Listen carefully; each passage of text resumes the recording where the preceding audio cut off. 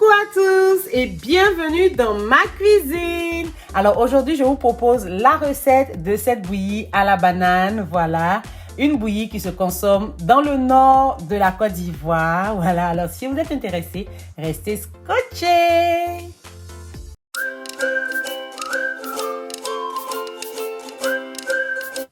Alors, pour la bouillie, on va commencer avec la banane. Bien évidemment, c'est l'ingrédient roi. Donc, on a besoin de bananes très mûres, bien mûres. La banane qu'on utilise pour faire le claclo, voilà. Aussi mûre que ça peut être, c'est l'idéal. Et on va découper ça en petits morceaux.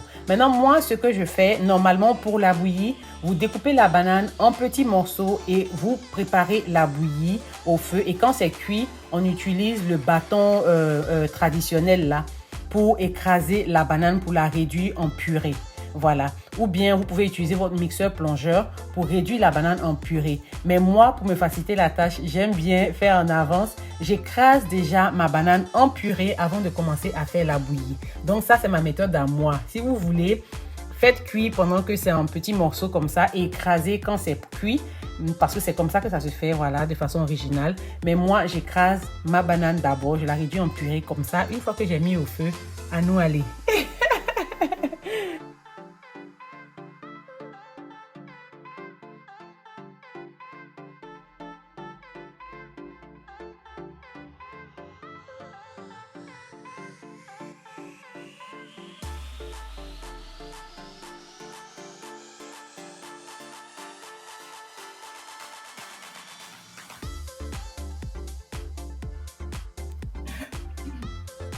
Alors, ma banane est prête, ma purée de banane est prête. Je renverse ça dans ma casserole et je vais rajouter de l'eau et je vais remuer jusqu'à ce que j'obtienne la consistance que je veux, la texture que je recherche. Voilà, si vous voulez que votre bouillie soit lourde, un peu plus lourde que normal ou bien beaucoup plus léger, la consistance que vous recherchez, ça dépend de vous, voilà. Mais voilà, moi je rajoute de l'eau, je rajoute un peu d'eau au début, je mélange. Mais le truc, c'est que quand la banane va commencer à cuire, quand la bouillie va commencer à cuire, ça va commencer à épaissir un peu. Donc, si vous trouvez que c'est trop lourd, vous pouvez rajouter de l'eau au fur et à mesure de la cuisson jusqu'à ce que, voilà, vous obtenez la consistance que vous désirez. Oui, sauveur. Et voilà. Donc, voilà, je mélange bien. Et ensuite, je vais assaisonner avec de la pâte d'arachide, avec un peu de sel, avec de l'huile de palme et avec du piment. Voilà, du piment en poudre.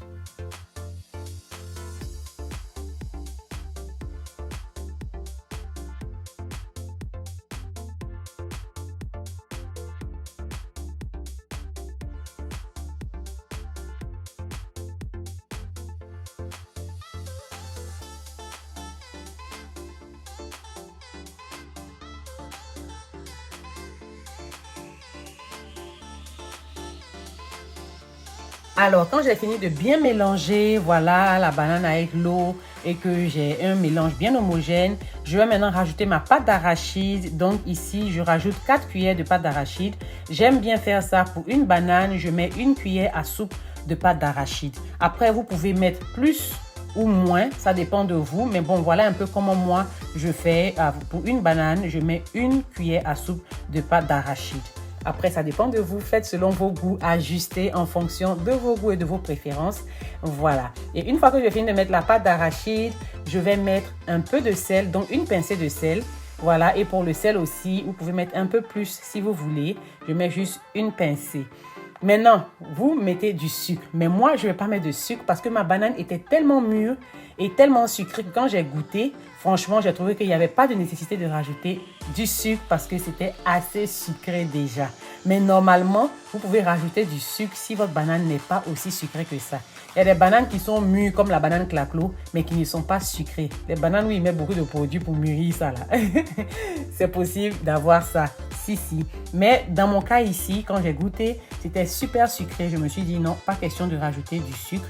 Mais sinon, normalement, vous rajoutez le sucre selon vos goûts. Voilà.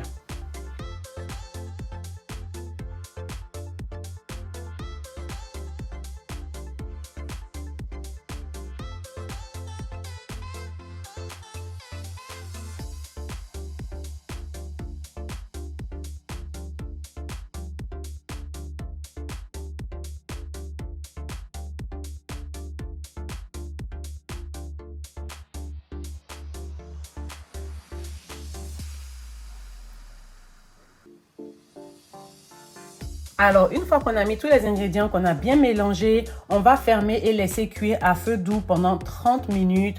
Voilà, ou plus, ça dépend de vous, mais 30 minutes, c'est suffisant. À feu doux, pas à feu moyen ni à feu fort. Vous voulez laisser cuire tranquillement, mais venez checker, venez voir de temps en temps, vérifier de temps en temps et remuer pour éviter que ça colle en dessous.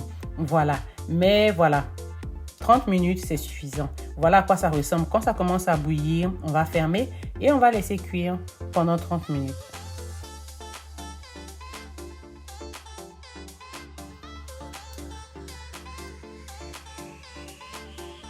Alors, 25 minutes après, je viens et voilà, je viens rajouter de l'huile de palme, donc de l'huile rouge. Voilà.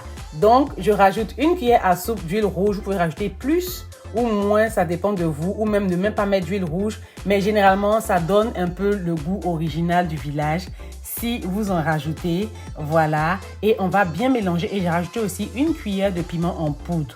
Bon, ça c'est moi, c'est facultatif. Voilà, j'aime bien quand c'est épicé aussi, mais vous n'êtes pas obligé. Voilà, et une fois qu'on a fait ça, on va bien mélanger et il reste juste 5 minutes. On va laisser cuire, on ferme, on laisse cuire encore 5 minutes et voilà, c'est prêt. On peut servir.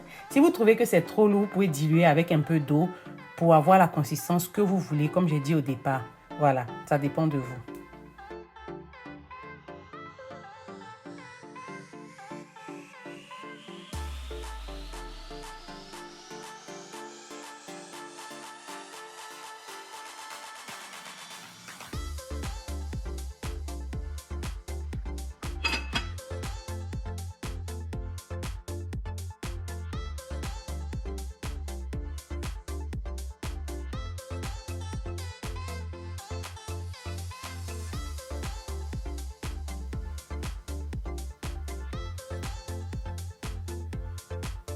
Alors, pour ceux qui cherchaient cette recette, qui demandaient la recette de la bouillie de banane que les femmes du Lard vendent en Côte d'Ivoire, là, voilà ça, voilà la recette. Une fois que c'est prêt, on va servir.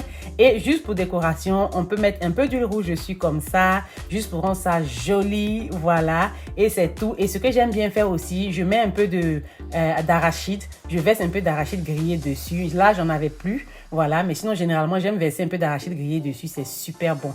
Merci d'avoir regardé ma vidéo. J'espère que vous avez aimé. N'oubliez pas de souscrire à ma chaîne si vous ne l'avez pas encore fait. Partagez, likez. On se dit à la prochaine. Bye!